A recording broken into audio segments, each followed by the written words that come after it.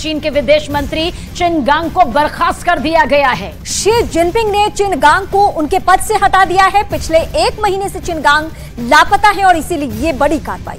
दरअसल कोशिश भी की जा रही थी कि चिनगांग आखिर कहां है, किस वजह से वो लापता है, क्यों सामने नहीं आ रहे, इस बारे में जानकारी जुटाई जा सके। ये पूरा मामला गरमाया हुआ था। 1 महीने से उनके बारे में कोई जानकारी सामने नहीं आ रही थी। ऐसे में शी जिनपिंग ने विदेश मंत्री को उनके पद से हटा दिया है और नए चेहरे को भी तरजीह मिल चुकी है। वांग यी बनाए गए हैं चीन के नए विदेश मंत्री, यानी एक्शन के साथ साथ एक दूसरे चेहरे को, नए चेहरे को जिम्मेदारी सौंप दी गई थी। चिनगांग के बारे में यह खबर है कि वो महीने से लापता थे और जब उनके बारे में कोई भी इंफॉर्मेशन नहीं मिल पाया तो ये बड़ी कार्रवाई उनके ऊपर की गई है। और चिनगांग आखिर है कहां, इस वक्त वो कहां पर मौजूद हैं, इस बारे में जानकारी अब भी जुटाई जा रही है क्योंकि बहुत बड़ा मामला वहां पर सामने आया था। चिनगांग आखिर 1 महीने से क्यों सामने नहीं आ रहे थे।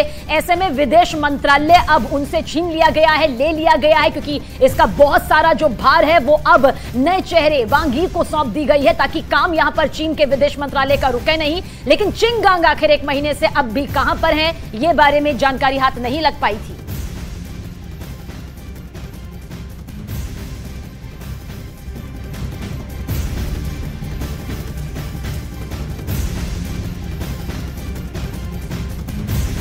और अब बात रूस पर हुए सबसे बड़े हमले की करेंगे। रूस की राजधानी मॉस्को पर यूक्रेन का सबसे खतरनाक हमला हुआ। रूस के रक्षा मंत्रालय के मुताबिक मॉस्को पर 2 ड्रोन से अटैक हुआ। रूस का दावा यह है कि ड्रोन अटैक करके मॉस्को में एक नई दहशत फैलाने की कोशिश की गई है, जिसका बराबर जवाब मिलेगा और बहुत जल्द मिलेगा।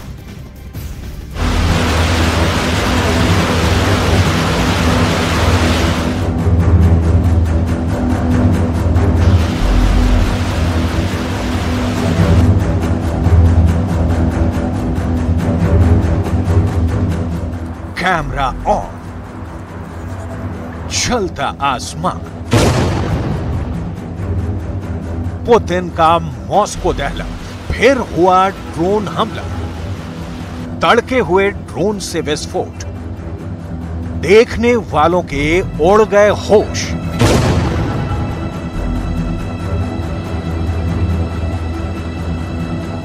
अब रूस यूक्रेन में शुरू हो गया बमबारी का आर पार। तभी तो ड्रोन विस्फोट से मॉस्को के आसमान में उठा धुएं का गुबार।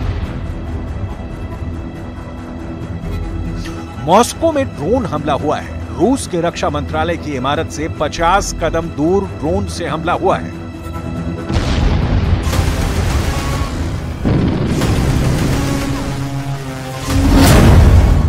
(24 जुलाई 2023 सुबह 4 बजे) मॉस्को के आसमान में ड्रोन मंडराने लगे। सबको समझ में आ गया कि पुतिन की राजधानी पर एक बार फिर ड्रोन अटैक हुआ है और इस बार भी बहुत बड़ा टारगेट सेट किया गया है। सभी ड्रोन मॉस्को के आसमान में लगातार